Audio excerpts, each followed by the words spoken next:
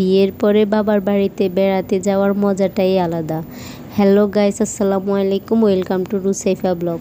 আজকে চলে যাচ্ছি প্রায় 1 মাস পর বাবার বাড়িতে। আমার মেয়ে তো 2 দিন আগে থেকে বলতেছে নানুর বাড়িতে যাব, নানুর বাড়িতে যাব। কত যে আনন্দ, খাওয়াতেও পারতেছি, সব কিছু ঠিক মতো করাতে পারতেছি, শুধু নানুর বাড়িতে যাওয়ার উছিলায়। আমাদের এখান থেকে আমার বাবার বাড়ি অনেক দূরে। আমরা থাকি নারায়ণগঞ্জের ভিতরের সাইডে, আর ওরা থাকে ঢাকার মধ্যে।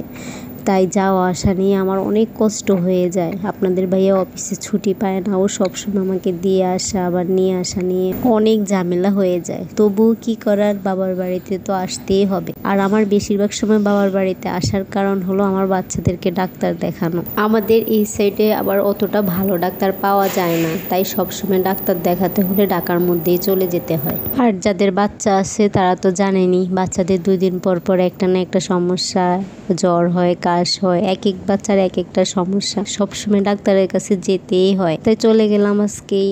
সকালে রান্না বান্না শেষ করে তাড়াতাড়ি করে গাড়িতে উঠে গেলাম। আমাদের নারায়ণগঞ্জে অ্যাভেলেবেল অটোর মধ্যে চলাফেরা করে মানুষে। আর আমি আমার বাবা বাড়িতে আসতে হলে অনেক গাড়ি চেঞ্জ করতে হয়। এখন নিলাম কিছুক্ষণ পরে আবার অটো থেকে নেমে নিব সিএনজি থেকে আবার নেমে আবার শহরের ভিতরে যখন ঢুকে যাব তখন আবার সিএনজি চেঞ্জ করব।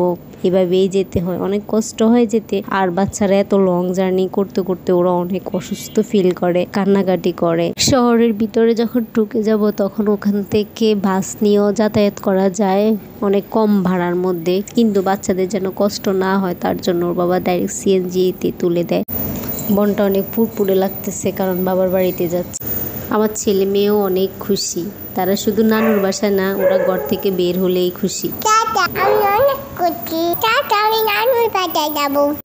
কথা বলতে বলতে অনেক দূরে এগিয়ে গেলাম। এখন আমরা অটো থেকে নেমে আবার সিএনজি নিব।